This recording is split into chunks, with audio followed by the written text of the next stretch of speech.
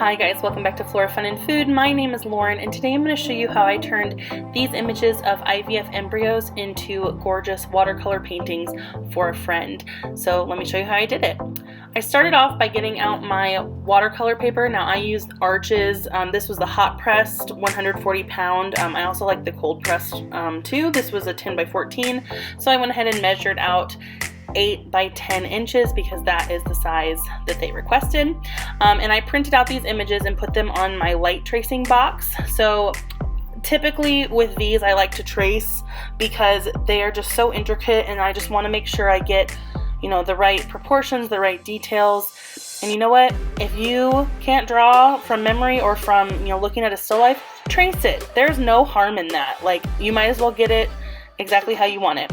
So I took some time here and I just faintly traced, well, I tried to be faint. I am very heavy-handed with the pencil.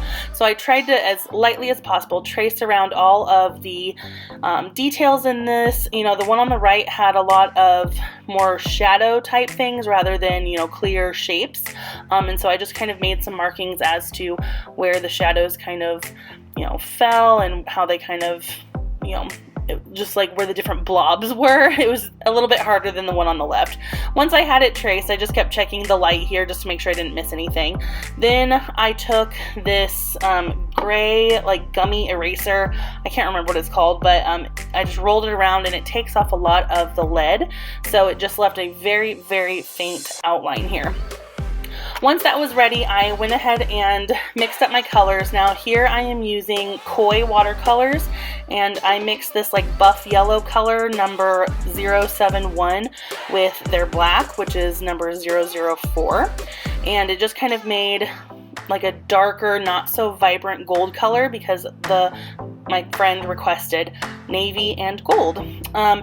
Then on the right of my paint palette there, you can see I mixed up some navy blue by mixing blue number 143 with the black 004 again. And I tried to just stick with these two colors. So you can see here I'm going in very, very lightly with the gold. You know, you can always add more color. It's a lot harder to take color away. So I try to start lightly. These darker spots here are ones that I thought I wanted darker, and then as you saw there, I used a Q-tip to suck up some of the water and pigment, which is a really nice hack there. So if you get too much pigment, just grab a Q-tip and, you know, have it kind of absorb it up before it dries. So I'm going back in here, adding a few more layers of yellow or gold, whatever you want to call it, trying to stay light for now. Then I went in and started adding some different darker shadows based on the picture. I did have it also printed and hanging above my workspace here so I could kind of reference it. Then I'm adding all of these little dots on the outside of the embryo. That's my favorite part, is just adding those little dots. And then I'm going in with my blue. Like I said, I kind of made it navy by mixing it with black. And again, I'm starting as light as I wanted.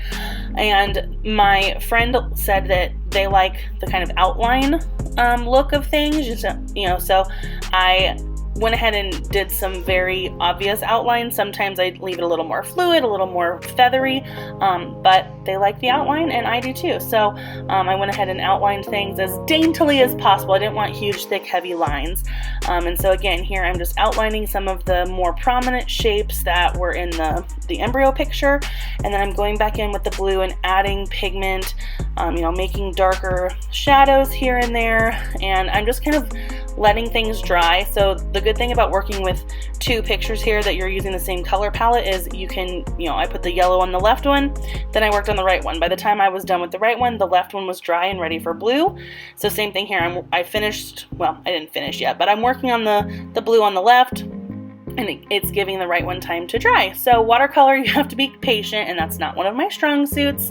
And so sometimes if I'm really in a hurry, I'll put a fan on it or a hair dryer or a heat gun or something just to kind of speed up the process. But this one had enough detail that it took me enough time to get, you know, back and forth that it did actually have time to dry on its own. So here I'm just, again, adding and taking away pigment either with my brush or my Q-tips, and just trying to work with two different colors is a little tricky. So I'm adding some very light shading around the outer area. You know, if you have more colors, you can do a little bit more. So I was trying to do, lights and darks of each color so you can kind of tell that they were different, shadowy little blobs.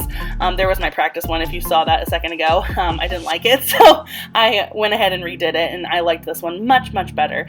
So again, just adding these details, making sure everything is kind of how I want it. And then here I'm going in with Shimmer. They requested Shimmer, so the blue is still Koi brand. It's number 288, and then the gold is number 252. And I love the shimmery, metallic-y Koi watercolors because it's a very fine shimmer, and so when you put it on, it just adds a little pop of shine, and it just, in the light, it just looks so pretty. And so then I signed it, and here we go. Here's the original 2 photos of the embryos, and here is what I painted. So I'm going to give this to them and hope that they enjoy it. If you guys like this video, please give it a thumbs up and head over to my channel to subscribe for more content like this, and I hope to see you guys again very soon. Thanks guys, bye.